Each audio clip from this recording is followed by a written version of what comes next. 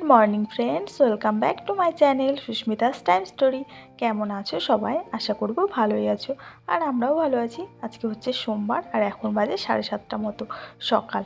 তো বাসি কাজকর্মগুলো কমপ্লিট করে সোজা চলে এসেছি রান্নাঘরে। তো ভাবলাম এখন থেকেই তোমাদেরকে সাথে নিয়ে ব্লগটা শুরু করা যাক, আশা করব তোমাদের ভালো লাগবে।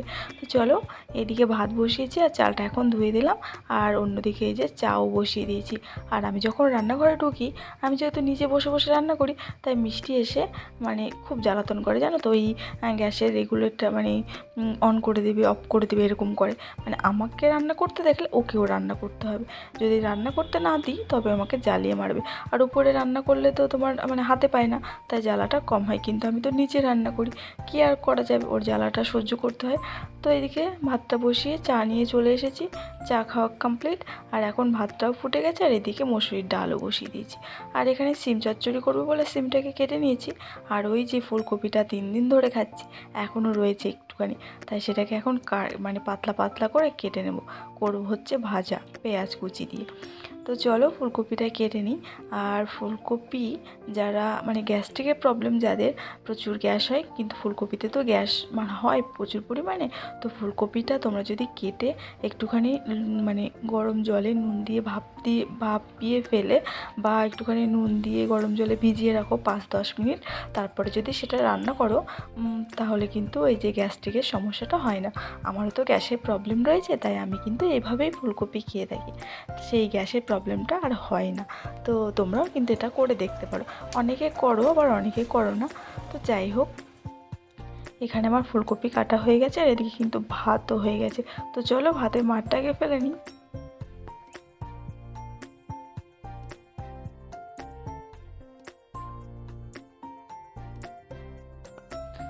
এই যে কপিটাকে আমি একটু নুন আর গরম জল দিয়ে ভিজিয়ে রাখবো।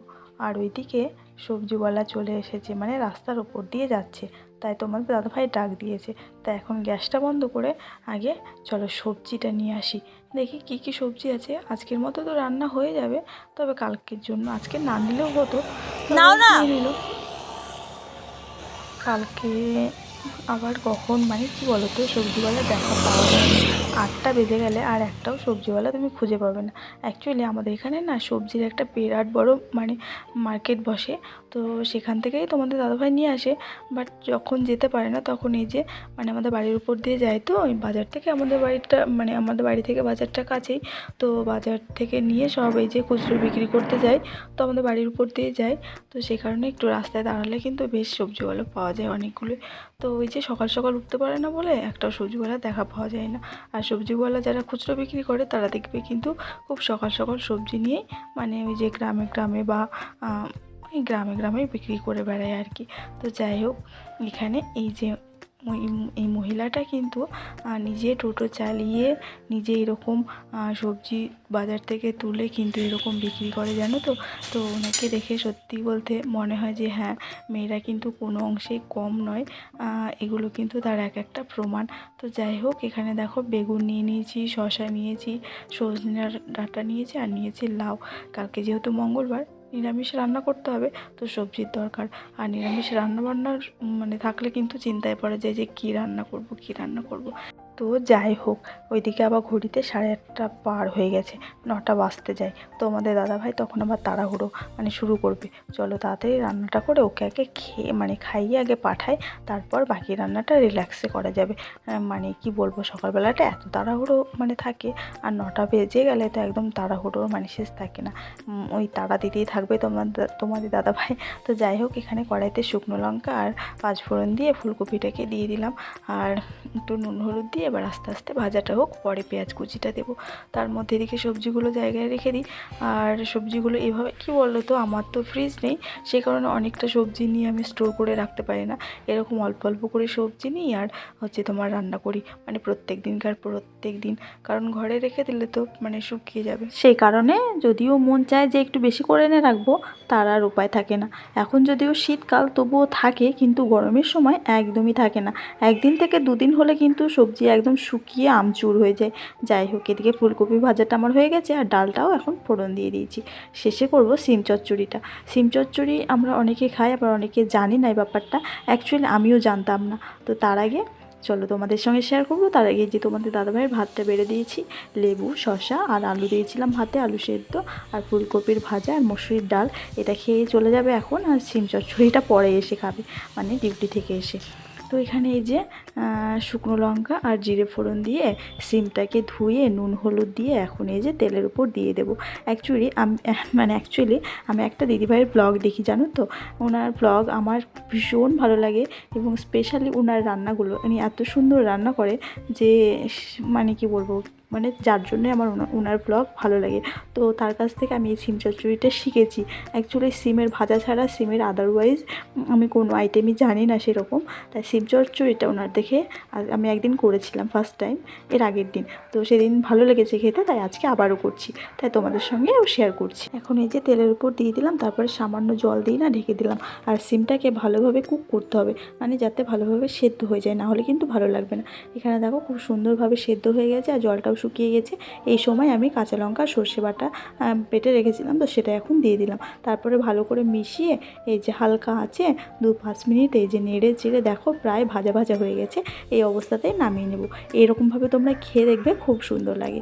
তো তারপরে তো ফ্রেন্ডস, এখন বাজে 10:26, মানে 10:30 মতো।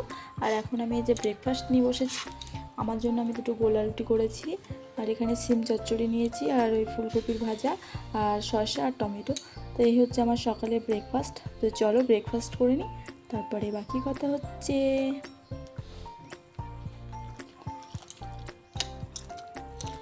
এদিকে ব্রেকফাস্ট কমপ্লিট করে এসে ঘরটাকেও মানে আজকে একটু ডিপ ক্লিনিং করেছি, সেটা তোমাদের সঙ্গে শেয়ার করতে পারিনি কারণ অনেকটা লেট হয়ে গেছে, আবার স্নান করতে হবে। আজকে সকাল সকাল যেহেতু স্নান করিনি, বেডশিটটা চেঞ্জ করেছি, আর এখন দরজার এই পর্দাটাও খুলে নিচ্ছি, কেচে দেবো। কারণ কি বলো তো, জানালার পর্দাগুলো না কাচলেও চলে, হয়তো 2 মাস পর বা 6 মাসে একবার কাচলেও চলে, অতটা নোংরা হয় না।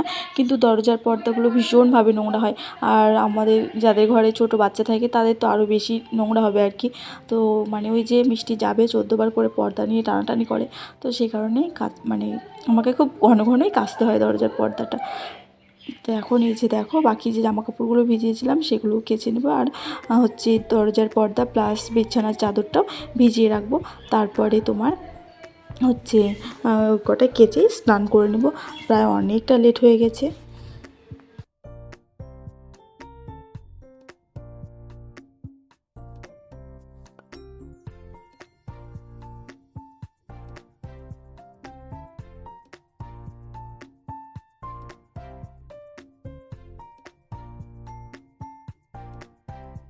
চলো জামা কাপড়গুলো ভেজানো কমপ্লিট, এবার ঘরটা একবার দেখিয়ে দিই তোমাদেরকে। দেখো ঘরটা একদম সুন্দরভাবে ঝেড়ে মুছে একদম ক্লিন করে নিয়েছি, মানে ওই ডিপ ক্লিন করেছিলাম, তারপরে আবারও ঝাড়লাম মুছলাম। আর এদিকে জানালা স্ল্যাবটাও ধুয়ে দিয়েছি, আর গাছগুলোকে ভালোভাবে জল দিয়ে স্নান করিয়ে দিয়েছি আজকে। এখন তো গরমকাল পড়েই গেল, শীত প্রায় শেষের দিকে, তাই এখন প্রত্যেক দিন গাছগুলোর কেয়ার করতে হবে, মানে প্রতিদিনই জল দিতে হবে। তো আজ থেকেই মনে হয় শুরু হয়ে গেল। তো যাই হোক, আজকের ব্লগটাও এখানে শেষ করলাম। দেখা হবে পরের ব্লগে। সবাই ভালো থাকবে, সুস্থ থাকবে, অবশ্যই পাশে থাকবে। টাটা।